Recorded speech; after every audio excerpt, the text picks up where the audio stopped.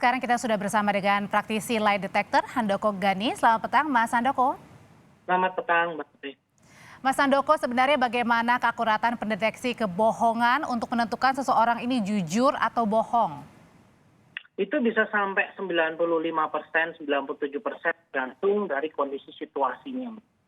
Termasuk kondisi, situasi, pertanyaannya seperti apa yang ditanyakan? Betul. Banyak hal yang mempengaruhi. Satu, pasti dari si examinernya sendiri, Certified Polygraph Examiner, kemudian dari examining-nya, yaitu dalam hal ini mungkin Bang Sambo, kemudian dari lingkungan, ruangan tempat dilakukannya, kemudian dari pertanyaannya juga bisa. Jadi itu semua mempengaruhi. Oke, kita ke lingkungan dulu. Lingkungan apa yang paling mempengaruhi seseorang? Yang pasti ruangnya itu betul-betul harus steril, ya, dilakukan pemeriksaan seluruh tubuh, sehingga tidak ada upaya-upaya untuk bisa mengaburkan hasil tes poligraf. Ya, contoh misalnya yang bisa dilakukan di dalam sepatu, mungkin dimasukkan sesuatu sehingga misalnya paku atau jarum atau apa yang bisa membuat fokus dari eksamini itu jadi berubah. Kalau lingkungan apakah juga termasuk ketika yang memeriksa misalnya ada pangkat yang lebih tinggi atau mungkin lebih rendah daripada Irjen Verdi Sambo kah? Itu termasuk juga nggak, Mas?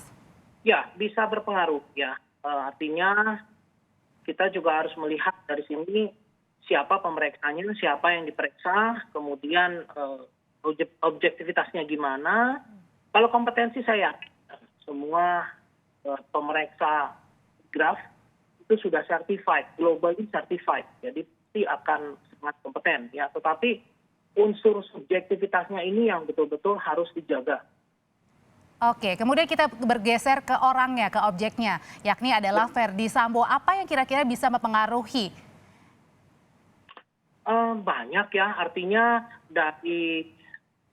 saya ingin menekankan bahwa masyarakat seharusnya atau mungkin akan punya beberapa asumsi ya. Salah satunya adalah ketika berpikir bahwa jangan-jangan sudah diatur juga, disetting juga. Ingat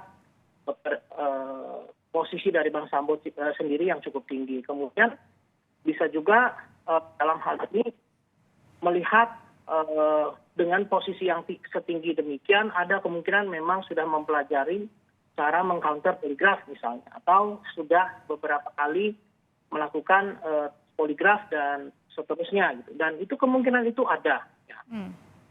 Oke, termasuk juga ketika dia menjadi kadif propam, pasti sudah tahu dong apa yang kira-kira harus dihindari, apa yang harus kemudian dilindungi dan lain sebagainya ketika mengerjakan lie detector itu. Ya, kalau di negara lain yang setahu saya, paling enggak kalau di intelijen itu, mereka diajarkan cara mengcounter poligraf agar kalau tertangkap dari agen lain ya, dari negara lain itu mereka tidak memunculkan rahasia negara. Itu yang saya tahu ya. Tapi kalau di kepolisian saya kurang tahu tepatnya. Cuman mungkin saja hal itu terjadi atau bisa diajarkan ya untuk level seperti itu. Oke, biasanya kalau Mas Handoko untuk uji lie detector sendiri kan tadi dikatakan katanya sarannya harus menggunakan juga poligraf ya, alat poligraf. Nah biasanya kalau untuk lie detector dan bedanya dengan alat poligraf ini seperti apa? Bagaimana memeriksa seseorang? Oh ya, ini sedikit koreksi. Sebetulnya kalau bicara alat lie detector yang dimaksud pasti poligraf tuh. Oke. Ya. Tetapi sebetulnya kalau kita mendeteksi kebohongan tuh ada sekitar 6 kanal yang terpikirkan. Pertama wajah, kemudian gestur. Ketiga adalah suara, 4 gaya bicara dan kata-kata, ya 4 dan 5 gaya bicara dan kata-kata. Pilih. Kemudian yang terakhir adalah ANS, Autonomous Nervous System, ya di mana di dalamnya itu ada respiratory system, kemudian skin system, dan yang terakhir adalah respiratory sistem, dan satu lagi adalah terkait dengan denyut jantung, gitu ya. 3 hal ini sebetulnya menjadi objek dari pemeriksaan poligraf. Nah, tadi kan ANS, Autonomous Nervous System, yang menggunakan poligraf. Tapi ada juga yang ketujuh menggunakan gelombang otak. Ya, jadi ada 7 kanal yang sekarang dipercaya. Yang terakhir adalah menggunakan mesin yang namanya P300 brainwave. Ya, salah satunya seperti itu. Nah, di antara kelima sebelumnya kan ada ekspresi wajah, gestur, suara. Itu ada voice analyzer yang juga diyakini sebagai salah satu yang sama kategorinya dengan poligraf. Ya, nah alat ini atau voice analyzer ini ada 2 jenis, CVSA dan LVA salah satunya. Nah, LVA itulah yang saya pakai. Ya, saya ada otomatis LVA operator. Nah, itu yang saya gunakan untuk mendeteksi emosi. Ya, kalau kita bicara lie detector, sebetulnya ini selalu debatable. Artinya banyak yang tidak sepakat dengan istilah lie detector.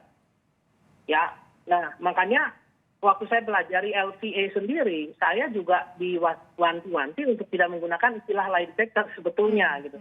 Cuman ketika menjelaskan pendeteksian emosi, forensik emosi ya, yang kemarin saya sering gunakan label itu masyarakat bertanya-tanya, apa sih forensik emosi? Nah, sebetulnya itu sejatinya adalah lie detector yang lebih dikenal masyarakat ya. Oke, Mas Handoko, tapi Anda kan juga pernah terlibat ya dalam pemeriksaan seperti ini dengan melibatkan juga beberapa negara, beberapa kasus. Apakah Anda juga pernah terlibat dalam kasus serupa seperti uji kebohongan saat korbannya sudah meninggal? Oh, tidak pernah. Kalau korbannya gini, sebetulnya kalau korbannya meninggal ya pasti kita nggak bisa memeriksa juga. Ya, yang kita betul. periksa adalah yang hidup gitu. Nah, ini perkaranya kan masalahnya ini. Iya. Nah, jadi dalam hal ini saya pernah melakukan uji tersebut untuk beberapa kasus di swasta, ya, bukan di instansi. Oke.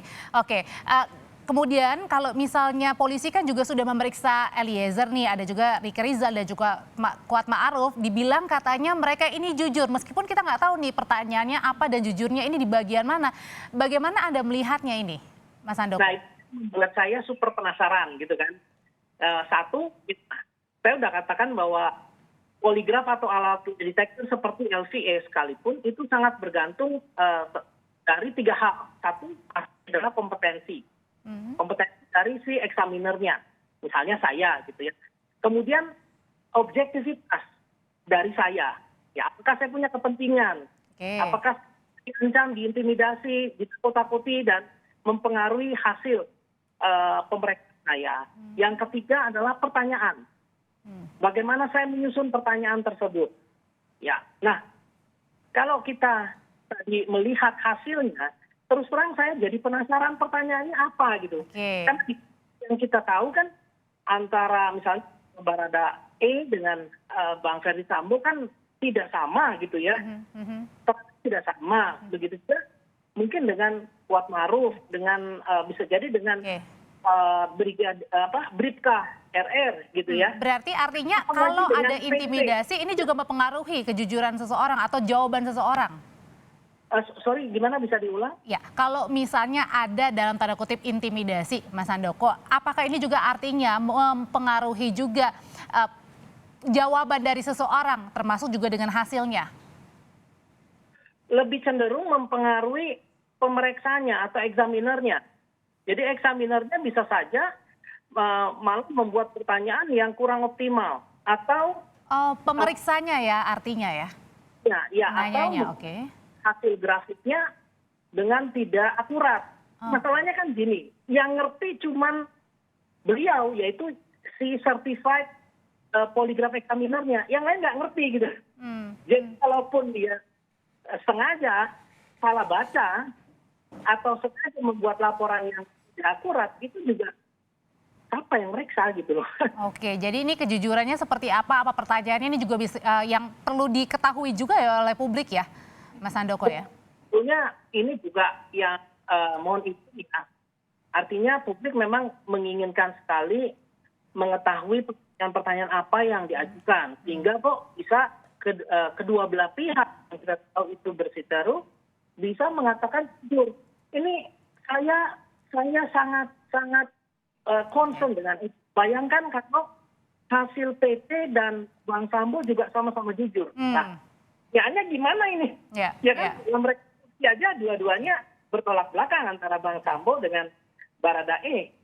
Oke. Nah, besok misalnya Bang Sambo juga jujur, saya bingung. Nah, saya sebagai praktisi ini concern jangan sampai alatnya ini yang jadi dipertanyakan gitu. Oke. Makanya kenapa saya turut prihatin dan memberikan pandangan saya. Baik, singkat Mas Handoko, satu pertanyaan lagi singkat saja. Apakah nanti lie detector ini juga akan berpengaruh dalam persidangan? Singkat Mas, berpengaruh atau tidak? Tidak, karena tidak ada hukumnya. Baik. Tidak, karena tidak ada hubungan untuk uji lie detectornya dalam persidangan. Terima kasih Handoko Gani, praktisi lie detector sudah berbagi bersama kami di Kompas Petang.